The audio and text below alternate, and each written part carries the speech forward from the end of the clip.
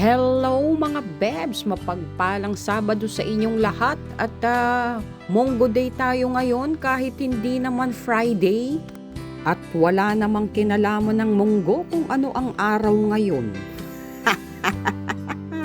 Nakaluto na ba ang lahat? Pasado 12:00 na ng tanghali mga Bebs! At kanina nga may natanggap akong love letter at ang nakasaad nga sa love letter na yan ay bawal na ang mga nakatambak sa mga pathways. Ang dami ko talagang nakikita niyan dahil yung mga trash cans nila at isa na nga ako doon. Eba naman, yun lang ang easiest way para ma-access agad ng mga basurero ang mga basura na kanilang kinokolekta. Kailangan pa bang kumatok ang mga basurero sa bahay mo para itanong lang kung may itatapong ka? Dahil usually ang mga tao dito sa amin ay hindi naglalalabas mga Bebs.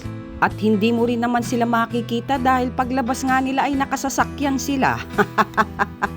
Siguro ang mga dapat tanggalin talaga ay yung mga dog cages. Dahil kung minsan, ewan ko ba, ang aarte rin ng iba rito na halos ayaw nilang ipasok sa loob ng bahay nila yung kanilang mga aso. Aala-alaga tapos paiinitan sa araw na akala mo sinampay. Parang pinatutuyo o kaya'y ginagawang daing. Minsan wala silang pakialam na kahit naiinitan na yung kanilang mga alaga sa labas ay pinababayaan lang nila, kawawa naman.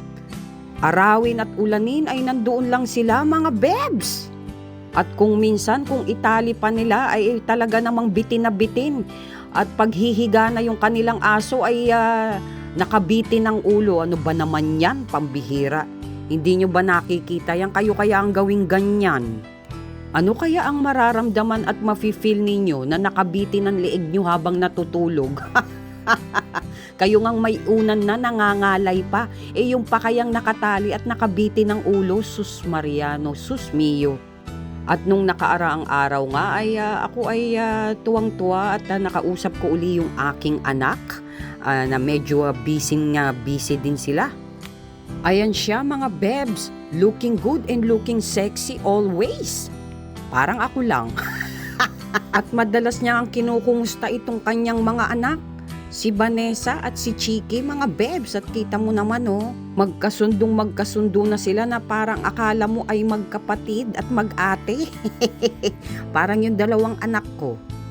At ang laki na nga ng gastos ko sa dalawang yan. Dahil bakuna pa lang yan ay 1,000 na mga Bebs. Iba pa yung pang deworming.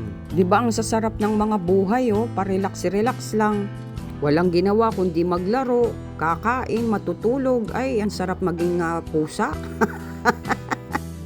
Hindi sila namumroblema sa kakainin nila. Tayo ang namumroblema sa mga kakainin nila kung ano. So isa yan sa mga pikit mata niyang pinagkakagastusan mga Bebs at gusto pa nga niyang bumili ng isa, lalaki daw para daw may boyfriend yung dalawa. Diyos ko mio. Naku, may tagadampot pa ng mga ebak yan at tagalinis ng kanilang mga ihi. Kita mo naman dahil kung papabayaan mo maninimaho ang buong kabahayan.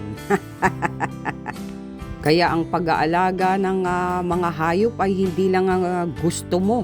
Dapat meron ka ring responsibilidad at obligasyon para mapakain mo sila ng maayos at maging malinis din ang kapaligiran mo. So yun lang mga Bebs at mapagpalang araw sa inyong lahat. Sumayin nyo ang kapayapaan at ang biyaya ng Diyos. Good vibes. Thank you for watching. Mwah, mwah.